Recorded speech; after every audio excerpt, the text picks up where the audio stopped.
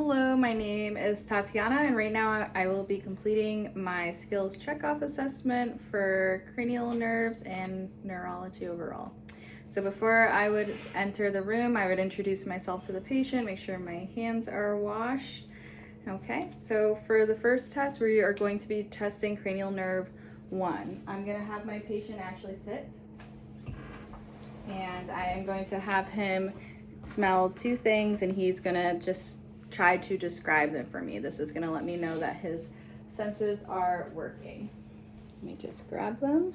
So to show you guys, we'll pretend my patient can't hear me, but what he will be smelling is cinnamon versus garlic and telling me what he thinks he's smelling. So, sir, can you please have your eyes closed? We're going to have you doing the smell test. Okay. Smell. What does that smell like to you? Cinnamon. Okay, smell. What does that smell like to you? Garlic. Wonderful. So patient's cranial nerve 1 olfactory senses are intact. Next, we're going to go on to cranial nerve 2. That is about assessing the optic nerve. To do this, I am going to be assessing patient's pupils' reactions and making sure that they are both equal and reactive to light. So I'm just going to bring this closer so you can see. Can you take off your glasses, sir? We have you stare, just look at me, I'll hold it. Okay.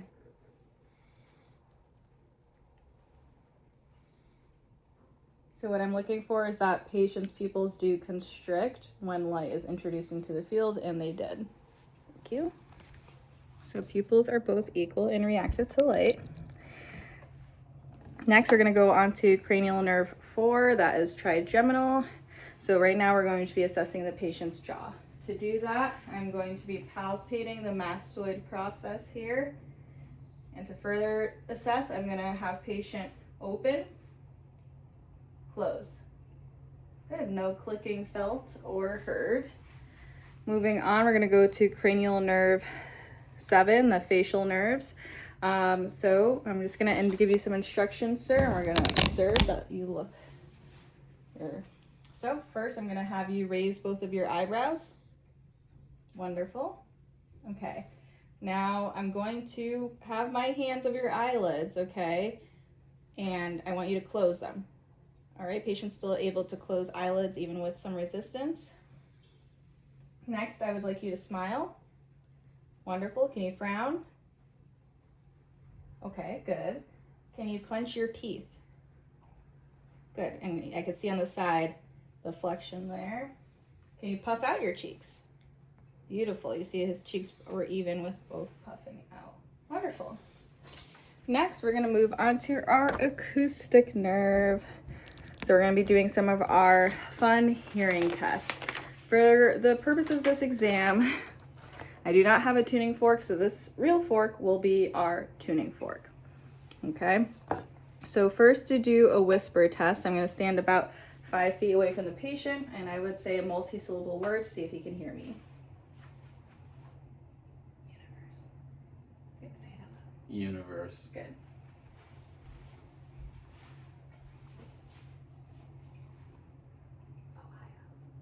Ohio. Wonderful.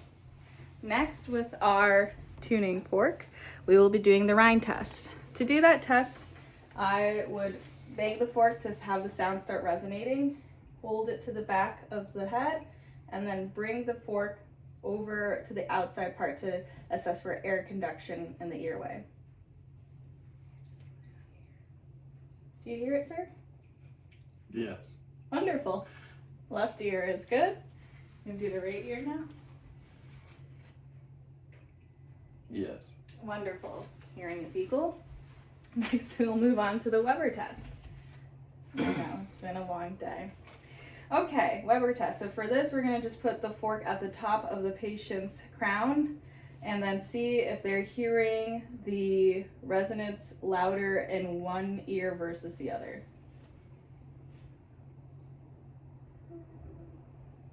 How's your sound? Is it same? Is it equal? Yeah. Wonderful. Okay, so that was our acoustic test. Next, we're going to be moving on to cranial nerve 9. That is our glossopharyngeal. So to assess that, we're gonna look at patient's throat. Sir, can you swallow? Wonderful. It's nice. It's a lot easier to see in our male subjects. You can see their Adam's apple bob up and down. Wonderful. Now we're going to move on to cranial nerve 10, the vagus nerve. Okay, so we're just going to look inside the patient's mouth. Ah. Okay. Oh, wrong way. Yep. Can you say ah? Ah. And I can clearly see the uvula in there bouncing around. And now, sir, can you just repeat this sentence after me? Johnny loves red apples. Johnny loves red apples. Okay, so we can see that the tongue is moving appropriately and he is able to have a clear voice. Next, we're going on to cranial nerve 11, spinal assessment. So for this, we're going to do the shoulder shrug test. Sir, I'm just going to push down. I want you to be able to shrug your shoulders up. All right, so patient's able to shrug shoulders up against resistance.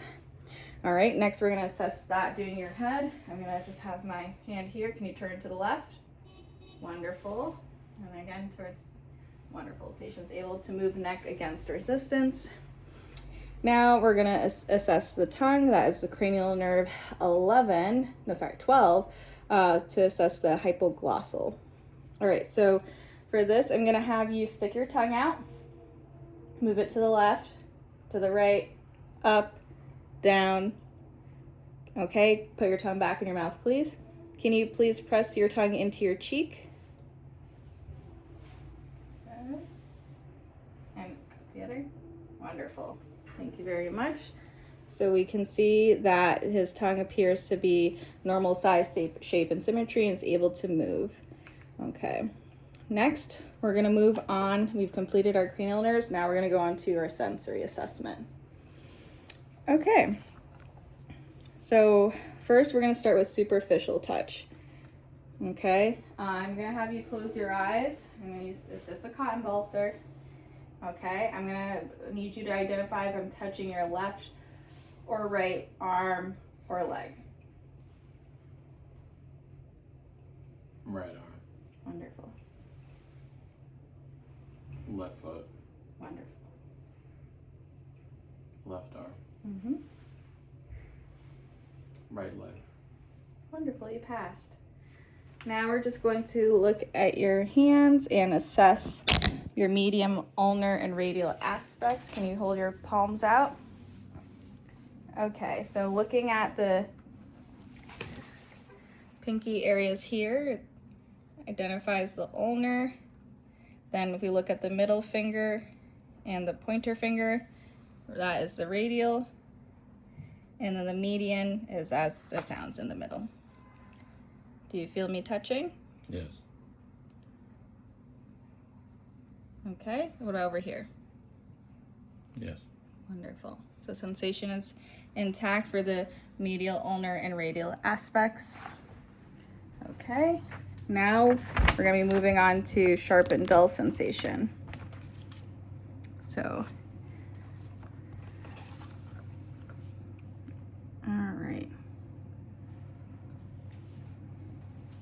All right, you can keep your eyes open for this. Just let me know it's gonna be a little bit of a poke. Do you feel that? Yeah. Here? Yeah. Here? Yeah. And here? Yeah. So patient's able to feel sharp sensations, bilateral and upper and lower extremities. Okay. Next, we're gonna bring back out our tuning fork, and we're going to see if our patient is able to sense vibrations within their fingertips. So just hold out your hands again. Yeah. Yeah. Let's do it again. I know it's a funny Yeah. sensation. Yeah. It tickles a little. Okay. All right. Next, we're going to go on to proprioception. This is going to allow us to see if patient's able to distinguish whether their toe is up or down. So you're going to close your eyes. Just help me lift your leg here. Okay. All right. Okay. I can kind of see it, but yeah, there we go. All right. So let me know. I'm going to move your toe, if I'm moving it up towards your head or down towards the floor.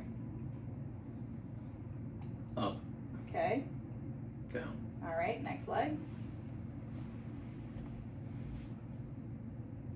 Up. Mm-hmm. Down. Wonderful. Proprioception is intact. Okay. So next we are going to be assessing for the monofilament testing. This is usually done in diabetic patients because they unfortunately are more likely to suffer from neurosensory defects to their lower extremities. So we're going to look at our patient's feet here. For this purpose, we're just going to do the left foot, but typically we'd be doing both. Can I see your foot, sir? Oh man. All right. Please. So you're going to be okay. I'm a healthcare professional. Here you go. Yep. Yep. Yep. Yep. Yep.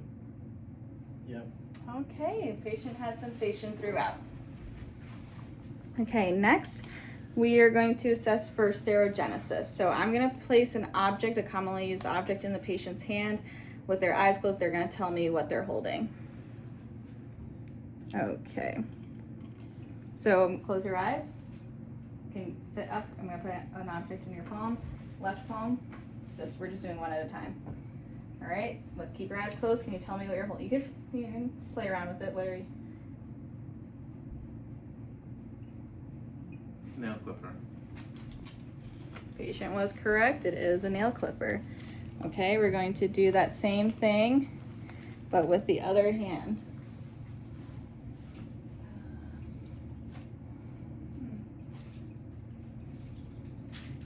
Okay.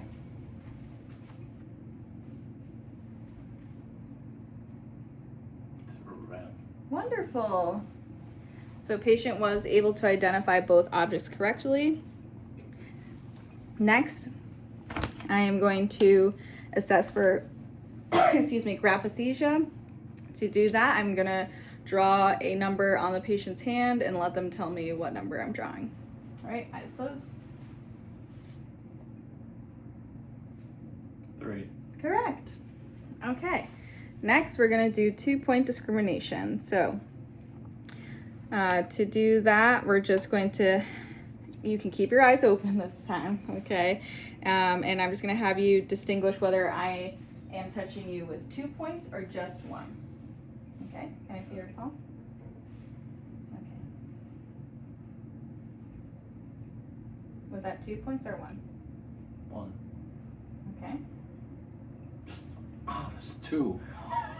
The f- Ideally, don't hurt your patient. Sorry, sir. Thank you for your cooperation. Okay, next we're going to be moving on to our deep tendon reflexes. I don't have a true hammer that one would use to assess that, so we're just going to use the end of a screwdriver.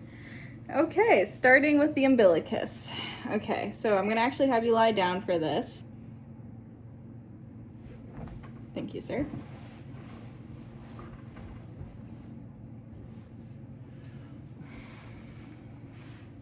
Okay, just seeing. Okay, appropriate. Now you can sit up again. Now we're going to be doing your bicep reflex. So I'm going to lift your arm. I'm going to hit with my thumb. Okay, let's see. Okay, slight reflex, good. Next, we're going to moving on to your triceps. Okay, so I want a full 90-degree angle, please.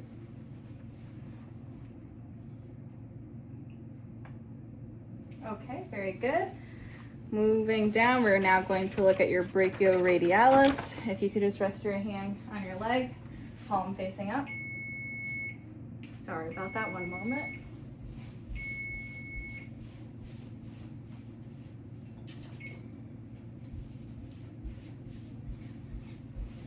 Okay, and wonderful. Okay, now we're going to go on to your legs.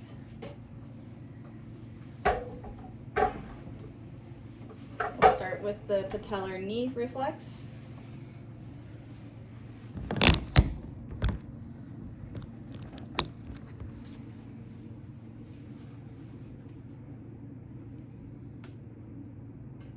Well, you can't see it in the camera, but it flexed.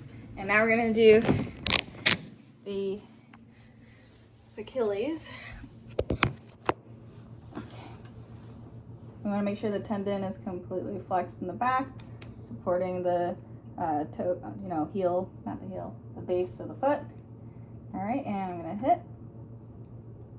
All right, we're gonna try again. What we want to see is the patient is pressing down like a gas pedal. Oh. 1, 2, 3. Okay, slight reflex, but it's there. Okay. All right, moving on. Oops. Next, we're going to assess the clonus effect. So I'm going to support patient's foot like so. Perfect. Okay. Now we're going to go to our meningitis assessments. First one is the Brodzinski sign. For this, I'm going to have the patient lay down.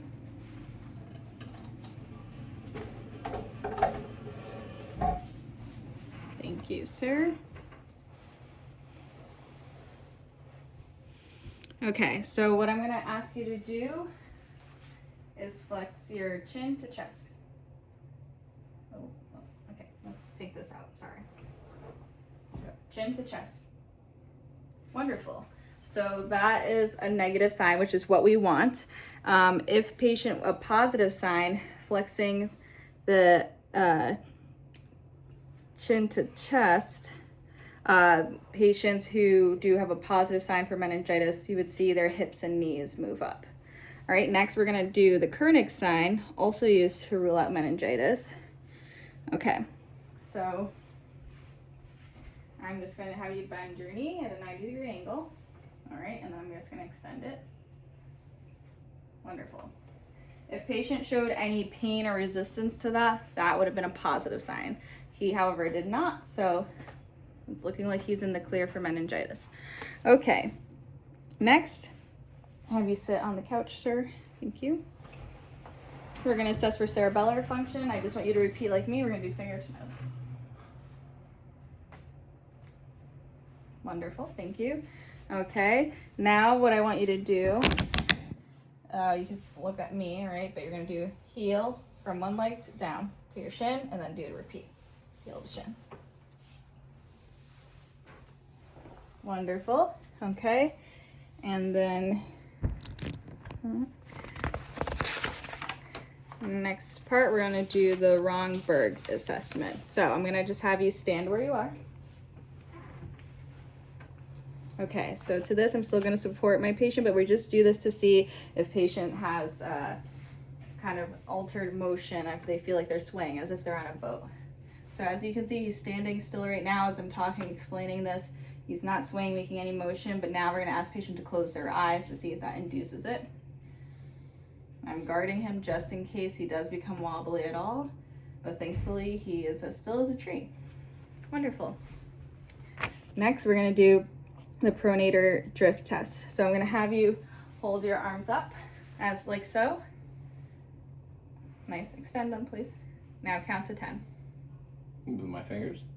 Out loud please. One, oh, yeah. 1, 2, 3, 4, 5, 6, 7, 8, 9, 10. What we were doing here, you can put your arms down, was trying to see if patient showed any drifting during those 10 seconds. But patient was able to maintain arms in a supported position. So next we're going to watch you walk. Okay. Okay, so for this assessment, this is called the tandem walking. You're just gonna walk as if you're on a tightrope, starting from that AC unit. Arms out? No, but just heel to toe, like, yeah. Good. Now do it backwards. Beautiful. Great job. You passed. Okay. And then I'm just going to watch you walk normally back and forth just to assess your gait. And patient does not show any gait disturbance or ataxia. And that completes our neuro assessment.